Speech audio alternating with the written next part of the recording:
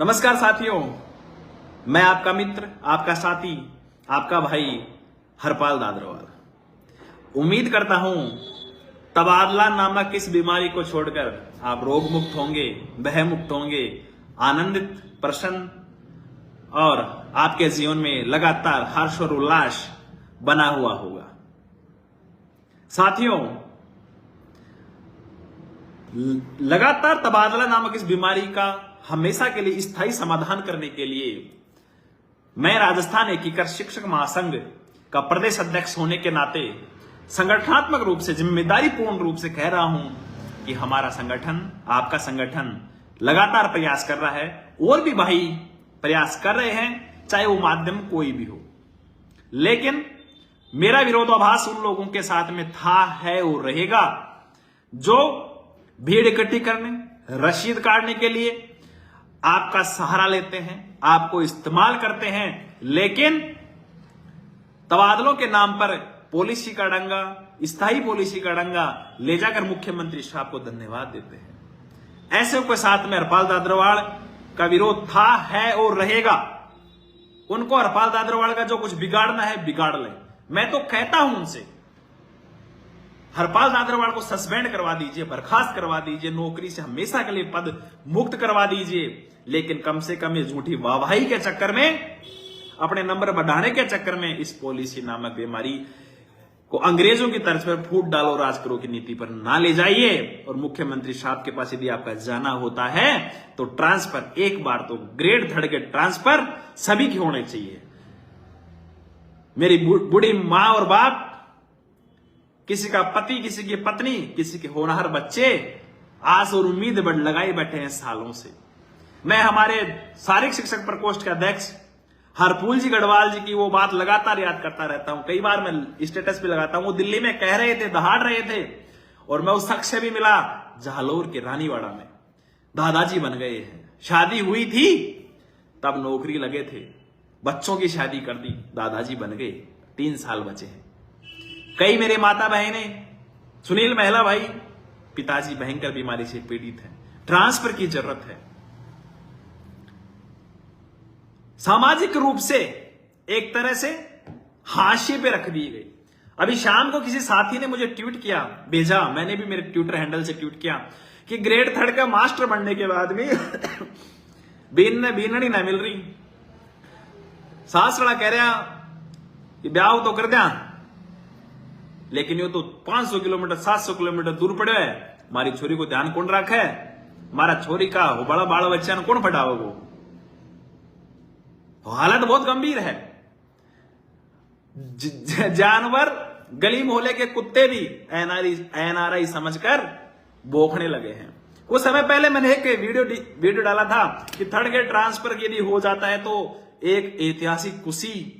अरे मैं ये कह रहा हूं आपसे, आप परिवार, समाज से तो कट ही चुके हैं, आप मानसिक रूप से भी टूट चुके हैं, मानसिक अवसाद का शिकार हो रहे हैं। मुझे पता है आप आर्थिक नुकसान तो झेल ही रहे हैं। एक बार महीने में 2 बार घर जाने में हजारों रुपए, यहां भी खर्चा, वहां भी खर्चा,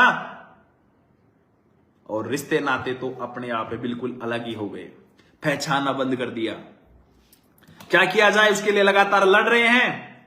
आज सुबह प्रदेश प्रवक्ता ने कहा कि दादरवाल जी कोई साथ नहीं देगा। मैंने कहा देंगे साथ। उन्होंने एक ग्रुप बनाया कि जो अब भविष्य में आंदोलन करेंगे उसके लिए कितने साथी आएंगे। उस ग्रुप में 1000 से ज्यादा साथी हैं, केवल 12 साथी उस ग्रुप में अभी तक अपनी सहमति दर्ज करा पाए हैं। क्या मैं उनके लिए लड़ूं? क्या हमारा संगठन उनके लिए लड़े जो एक तरह से मुर्दा है, जो कुंभकर्ण की नींद में सोए हुए हैं, जिन्हें बाबा भीमराव अंबेडकर के द्वारा प्रदत्त अधिकारों की प्राप्ति सुनिश्चित करने में ही अफसोस है, उन्हें अपने लिए लड़ने में अफसोस है। अपने लिए लड़ने के लिए अपने माता पिता के पास, अपने परिवारजनों के पास जाने के लिए भी संघर्ष करने के लिए पीछे हटते हैं। दुख होता है, विडंबना है, लेकिन क्या करें, कुछ लोगों को वचन दे रखा है, वादा कर रखा है कि मैंने आपका हाथ पकड़ा है, आपने मुझे सहयोग किया है। किसी ने मुझे आर्थिक रूप से सहयोग किया, किसी ने भावनात्मक रूप से, जब मैं निराश हुआ, मुझे कहा मैं आपके साथ हूं भाई। किसी महिला का फोन आया, किसी पुरुष का फोन आया, भाई हम आपके साथ हैं, हम आपके पिताजी की उम्र के हैं। कोई दिल्ली तक गया, कोई जयपुर तक गया, कोई इस बस के अंदर पुलिस की लाठियां खाई, कोई किस प्रकार से मेरे साथ। तो उनके साथ में किया हुआ वादा अवश्य निभाऊंगा जहां तक मेरे में सामर्थ्य है। उसके बाद में शिक्षक राजनीति छोड़नी होगी तो वो भी छोड़ जाएंगे, लेकिन शिक्षक हैं, रहेंगे, शिक्षक समाज के लिए लड़ते हैं, लड़ेंगे, चाहे वो मंच कोई भी हो, चाहे वो फिर सड़क हो, चाहे भविष्य के अंदर जिस भी जगह हम बैठेंगे। लेकिन साथियों, आपको सहयोग करना चाहिए। जो भी हमारे उस ग्रुप में जुड़े हैं उस लिस्ट को आगे बढ़ाएं और तबादलों के लिए राजधानी जयपुर के अंदर शहीद स्मारक के दिन, शहीद स्मारक पर जो आंदोलन होने वाला है, प्रस्तावित है, जिसकी घोषणा, उसका बैनर, पोस्टर अभी ये लाइव सेशन समाप्त होने के बाद में आपको उपलब्ध करवा दिया जाएगा। उसके लिए समर्थन दें। जो भी आप सशरीर आपको आना है। सचिन पायलट जी के लिए मैंने आपको बता दिया, उनसे भी आग्रह करेंगे कि एक बार शिक्षकों के तबादलों के लिए, शिक्षकों के साथ जो अन्याय हो रहा है उस पर भी एक दिन का अनशन करें, बोलें। अब क्या किया जाएगा साथियों, लगातार आपको बताया है 14 तारीख को बाबा भीमराव अंबेडकर की जयंती वाले दिन राजधानी जयपुर के अंदर शहीद स्मारक पर अनशन करने से पहले समस्त राजस्थान की मीडिया को विशेष आमंत्रण देकर बुलाया है। उस दिन जो भी होगा, जो भी शाम दाम अर्थ भेद लगाने होंगे मीडिया के अंदर, उस मुद्दे को प्रमुखता से उठाने का वादा मैं करता हूं। उसके लिए चाहे मेरी 1 या 2 या 3 महीने की सैलरी चले जाए, उस दिन समस्त मीडिया के सामने तबादला रूपी बीमारी का मैं खुलासा करूंगा और कहां अटका हुआ यह मैटर है यह भी बताऊंगा। उसके लिए दोपहर 2 बजे 14 तारीख को पिंक सिटी प्रेस क्लब में आप आइए, आपका स्वागत है। आपके लिए वहां नाश्ते की व्यवस्था है, चाय पानी की व्यवस्था है। वहां कोई आपको PL-CL की जरूरत नहीं है, छुट्टी है, ना कोई पुलिस की लाठियों की जरूरत है। मीडिया है, लोकतंत्र का चौथा स्तंभ है और मुझे उम्मीद है आप आएंगे। उस दिन आप और हम मिलकर अप्रैल माह में जिस दिन से आंदोलन करना होगा उस दिन की घोषणा करेंगे। मैं मेरे विचार रखता हूं, आप भी अपने विचार रखें। साथियों, 14 ही तारीख को ईश्वर ने चाहा तो माननीय डोटासरा जी, कल्ला जी और भी कई प्रकार के जो सरकारी तंत्र के अंदर प्रशासनिक अधिकारी या राजनेताओं के द्वारा बात चल रही है। अभी थोड़ी देर पहले TSP साथी अध्यक्ष गिरिराज जी से बात हुई है और मुझे लगता है सुखद है, सकारात्मक है। 14 तारीख को सुबह प्रेस वार्ता से पहले माननीय मुख्यमंत्री अशोक गहलोत जी से मुलाकात होगी।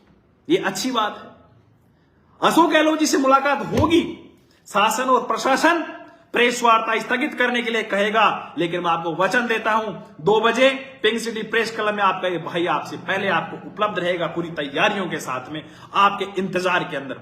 मुख्यमंत्री से बात होगी, सिर्फ तबादलों में बात होगी, टीएसपी क्षेत्र से नॉन टीएसपी क्षेत्र में समायोजन की बात होगी। पीटीआई साथियों के ट्रांसफर नई भर्ती से पहले होने चाहिए बस, लेकिन आपको जागना होगा।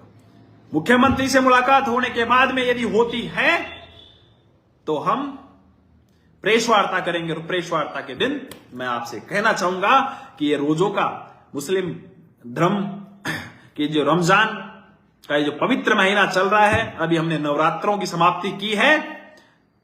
22 तारीख को छुट्टी भी है, 23 की छुट्टी है। 22 तारीख के उस पवित्र दिन कोई आपका भाई अब की बार आमरण अनशन स्टार्ट करेगा। यदि राजधानी जयपुर के उस शहीद स्मारक पर मुझे शहीद होने की अनुमति नहीं देंगे तो मैं जिस कमरे में बैठकर आपसे वार्तालाप कर रहा हूं इसी कमरे में अपना दम तोड़ दूंगा, यही मेरा अनशन शुरू कर दूंगा। आपको आना है। यदि 22 तारीख की परमिशन नहीं देते हैं तो आपका भाई इसी रूम पे मिलेगा। बार पास में गार्डन है, रोड है, जहां आप आएंगे आपका ये भाई मिलेगा।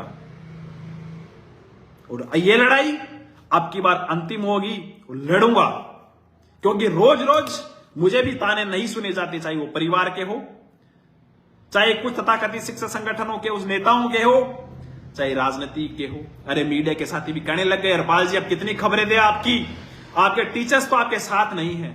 मैं कहता हूं मेरे भाइयों, आपका ये भाई, आपका ये छोटा भाई, आपका ये मित्र क्या कमी छोड़ रहा है, क्या पता कोई पूर्व जन्म की गलती है, उसकी सजा मुझे मेरे टीचर साथी दे रहे हैं। अन्यथा आपने डॉक्टरों की हड़ताल देखी, काले कानून वापस हुए, जिस प्रकार से कृषि बिल होंगे उसी प्रकार से उन्होंने राइट टू हेल्थ बिल में वापसी आप आंशिक संशोधन करवाए।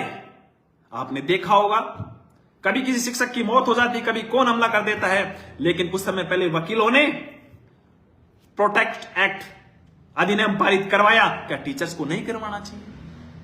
बोर्ड परीक्षाओं की चल रही हैं, टीचर्स नहीं है, गैर शैक्षणिक कार्यों से मुक्ति नहीं चाहिए क्या? चाहिए सब कुछ, लेकिन हमें लड़ना तो अपने लिए होएगा मेरे भाइयों। तो 14 तारीख को तो पिंक सिटी प्रेस क्लब में आपको आना ही है। 22 तारीख को जहां मैं रहूंगा उस जगह की लोकेशन आमडनसन पर आपका भाई रहेगा, आपको उपलब्ध हो जाएगी पूरी 22 में कोई भी चेंज नहीं होगा। जगह कोई भी हो, शिक्षा संकुल हो, कलेक्ट्रेट हो, शहीद स्मारक हो, सीएम हो, सिविल लाइन हो, 22 गोदाम हो, हरपाल दादरवाड़ा जहां रहता है उस जगह का जगह हो, आपको गूगल मैप के माध्यम से जगह मिल जाएगी। उस दिन से आपका ये भाई आमरण करेगा और इस बीमारी का हमेशा हमेशा के लिए पटाक्षेप करने के लिए यह अंतिम और निर्णायक लड़ाई लड़ूंगा। साथियों, मेरे पास भी ऑप्शन है। अभी कुछ समय बाद परिणाम आने वाले हैं। मुझे ऑफर है कि राजधानी जयपुर के अंदर किसी त्रिको संकुल में किसी समसा में कोई पोस्ट दे देंगे, फर्स्ट ग्रेड लेक्चरर बन जाएगा, रेसला में चला जाएगा, वो कर लेगा, वो कर लेना।